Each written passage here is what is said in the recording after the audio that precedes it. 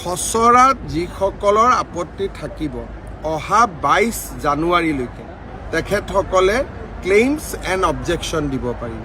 গতিকে যিসকলৰ মনত এনেকুৱা সন্দেহ আছে মই আহ্বান জনাম যে 22 জানুৱাৰীৰ আগতে নিৰ্বাচনী আয়োগক অভিযোগ দিয়ক আৰু মই ভাবোঁ নিৰ্বাচনী আয়োগে অভিযোগসমূহ নিষ্পত্তি কৰি আজিকালি আনকি ইমেইল জৰিয়তেও দিব পাৰি। ডেমক্ৰেটিক দেশ এখনত যিহেতু সকলো সুবিধা থাকে, ৰাইজে যি ক'ব খোজে কোৱাৰ এটা প্ৰক্ৰিয়া থাকে, সেইকাৰণে খচৰাত যিসকলৰ আপত্তি থাকিব অহা 22 জানুৱাৰীলৈকে তেখেতসকলে ক্লেইমছ এণ্ড অবজেকশ্যন দিব পাৰিব। গতিকে যিসকলৰ মনত এনেকুৱা সন্দেহ আছে মই আহ্বান জনাম যে 22 জানুৱাৰীৰ আগতে নিৰ্বাচনী আয়োগক অভিযোগ দিয়ক আৰু মই ভাবোঁ নিৰ্বাচনী আয়োগে অভিযোগসমূহ নিষ্পত্তি কৰি আজিকালি আনকি ইমেইল জৰিয়তেও দিব পাৰি।